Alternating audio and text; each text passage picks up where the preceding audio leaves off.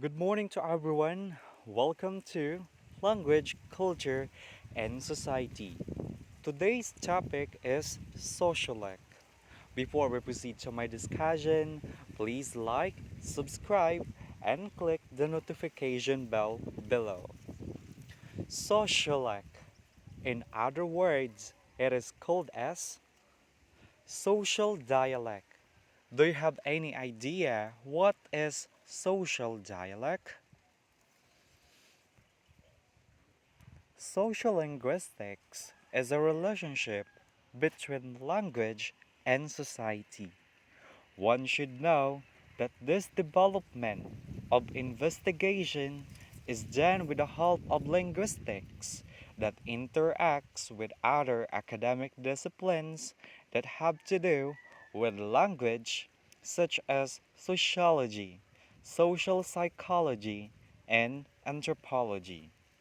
If we try to analyze a language from a social perspective, we use all these connections based on the Urban Dictionary that states in social linguistics, a social dialect associated with a certain socioeconomic class, ethnic, or age group. It is a combination of the terms social or socioeconomic with dialect. Social dialect or sociolect is dialect that concerns with the social status and class. This means that social class refers to the difference of people in education, wealth, and prestige. Traditional study of regional dialects concentrates on the speech of rural areas, whereas the study of sociolect is concentrated in towns and cities. In linguistics, a sociolect is a variety of language associated with a particular social group. The term derives from the morphemes socio, meaning social, and lek, meaning a variety of language. Examples of social groups that might be said to have their own distinctive styles of language use include those based on socio-economic status, age, occupation, and gender. At this point, let's talk about socio-economic status. The relationship between language and social class has been the subject of many investigations. There is much evidence to confirm that members of different social classes use language in different ways. In Britain, for example, there is a higher incidence of regional features in the speech of people from a lower social class. In other words, speakers from higher social classes are more likely to use standard English, and their speech will tend to be closer to receive pronunciation. Age. Probably the most notable difference here is between the speech of teenagers and the speech of older members of the same community. Teenagers have a large and ever-changing lexicon of slang words and expressions. This vocabulary serves to strengthen their identity as a social group and separates them from older generations. Speakers from the previous generations have been found to use archaic or old-fashioned lexis, which may not be commonly used in the English language today. There will often be a marked difference between the vocabulary of young and old speakers from within a markedly similar community.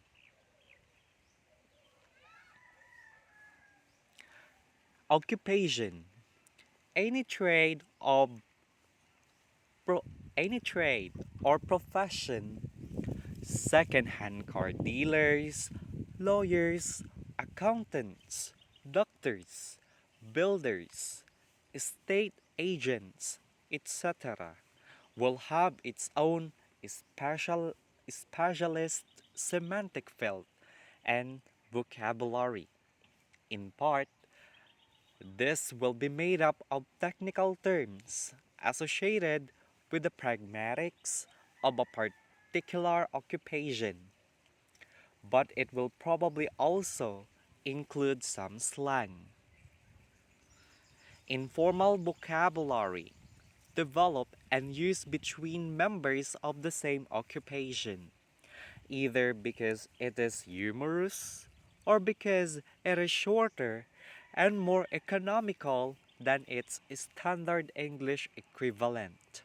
As with the language of teenagers, the effect of having such a distinctive sociolect is to reinforce the exclusivity of the group.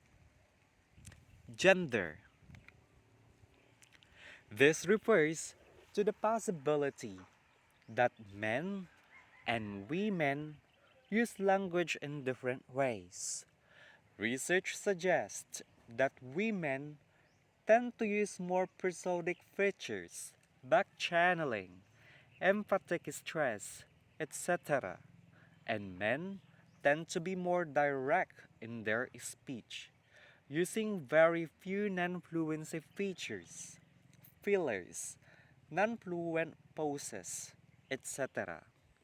Research also suggests that women interrupt each other far less frequently than men, with the occasional overlap instead.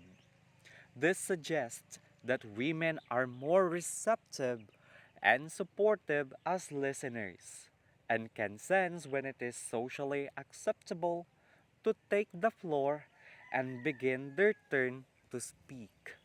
It also indicated that men tended to be more competitive and assertive in their speech and more likely to interrupt.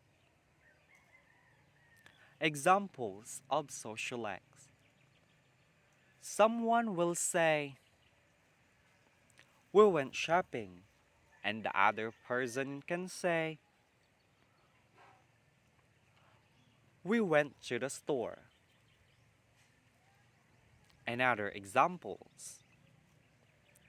"I had an episode of headache." Or some group of people can say, "It gave me a pain head." "That man has hyperhidrosis."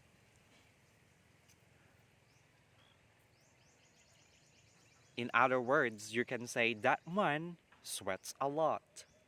By sociolect means the way of speaking of a particular social group. In the daily use of spoken language, the same language can be spoken in many ways, just like the examples given. And in this sense, when a collective or social group has its own way of expressing itself, it is using a sociolect. The sociolect can have several levels: the cult, the colloquial, or the vulgar. Imagine a group of scholarly language teachers who usually relate for professional reasons. They communicate with a sociolect because they handle the same language but with a higher level. At the opposite extreme, we could think of a marginal collective that, when communicating, uses a series of common words and expressions and creates a particular language. That particular language is a sociolect. Now, it's your turn to share your own understanding about sociolect. Comment below. Thank you.